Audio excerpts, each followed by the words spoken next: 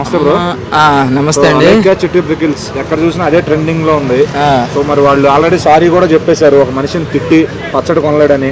So అంటే కస్టమర్కి respect ఇవ్వకపోగా మళ్ళీ తెలియకుండా జరిగింది పొరపాటు, క్షమించండి అని సారీ చెప్పేశారు. అంతటితో అయిపోయిందా? మళ్ళీ ఇంకోటి ఏంటంటే అదే పరిస్థితి, అదే సిచ్యువేషన్ ఒక ముగ్గురు అబ్బాయిలు కలిసి ఒక అమ్మాయిని తిట్టుంటే ఈరోజు సమాజంలో వాళ్ళ పరిస్థితి ఏంటి?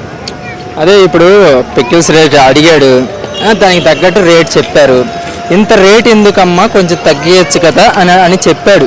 అంతేగాని దానికి ఆ కామెంట్ల బాక్స్లో ఏది పడితే అది తిట్టేయటం, ఏది పడితే అది మాట్లాడటం అది తప్పు కదమ్మా. ఏదో సరదాగా అడిగాడు, దానికి రేట్ చెప్తే అయిపోయేదానికి నువ్వు కామెంట్లు బ్యాడ్గా పెట్టి ఏంది అది? అదే ఇప్పుడు లేడీస్ని కానీ ఏదైనా ఉంటే ఈ అమ్మ కోర్టులని మీడియాలని రచ్చరచ్చ చేసేవాళ్ళు. ఇదేం బాగాలేదమ్మా లెక్క. ఈ రొయ్య మొత్తం పెట్టారు.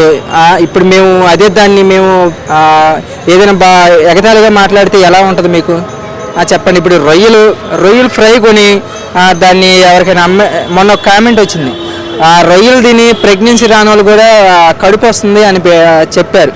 అది ఎంత కామెడీగా ఉంది. మేము ఏదైనా అంటే మాత్రం మీ పికిల్స్ బ్రాండ్ చేసుకోవాల్సి వచ్చింది, బ్యాన్ చేసుకొని ఇంట్లో కూర్చోవాల్సి వచ్చింది. సో ఇలా మాట్లాడటం తప్పు.